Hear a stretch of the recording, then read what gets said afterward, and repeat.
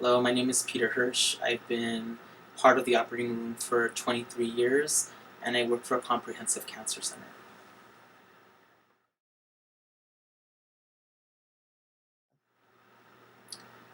So my very first death that I experienced was about 6 months into my career as being an OR nurse, and we were working with a patient that presented with appendicitis.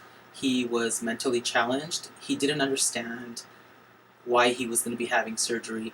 In the pre-op area, his mother and father were accompanying him, and they were trying to calm him down. I quickly tried to form a bond with him so that he felt safety and he understood that we were here to help him.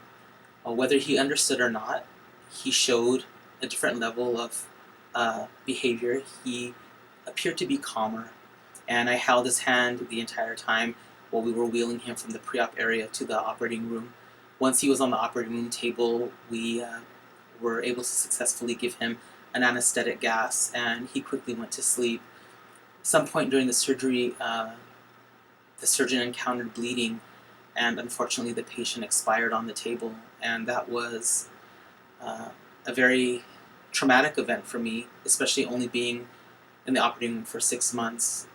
And I felt guilt. I had survivor's guilt because I assured the patient that we were going to take care of him and that he would be reunited with his family. And again, the fact that he was mentally challenged didn't change how I advocated for the patient. He's a human, and it was my responsibility to keep him safe and to make sure that he made it back with his family. And unfortunately, physiologically, we weren't able to keep up with the blood loss, and his life ended on the operating room table.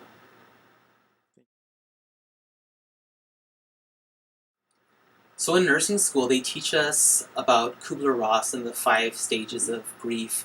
And I can honestly tell you that after having experienced my first death, it was not enough preparation for me as a new grad or even now as a seasoned nurse.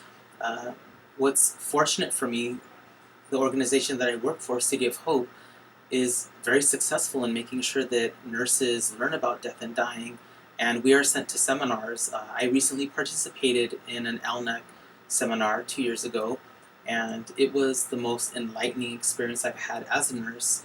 And again, having been in the field for 23 years, and to finally receive that type of education was monumental for me.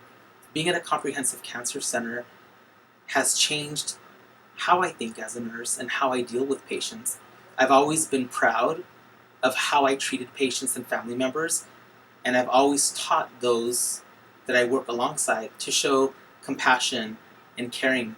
And the LNET course really changed the opportunity for me to grow and to ensure that I was providing patients and family members with uh, a stronger form of compassion and caring.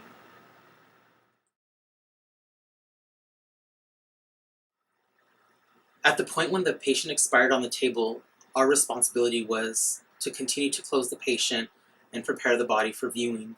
I had never placed a patient in a body bag.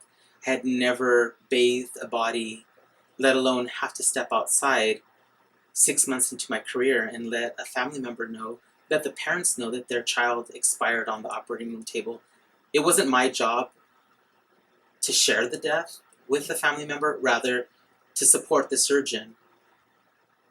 But I quickly knew that it was going to be my responsibility to hug and hold and comfort the family members. Again, it was very traumatic for the mother to release their child to us. And when I say child, this was a 24-year-old adult. But at any age, your child, whether it's a 50-year-old child or an 8-year-old child, it's still your child. And for you to give up that power of being in control for your child, and then to be told, trust us, we're going to take care of your child. And then an hour later to come to the lobby and bring you to a private room and share that your child had passed was very, very disturbing. And there was not much conversation other than the crying and me making the environment as caring as possible.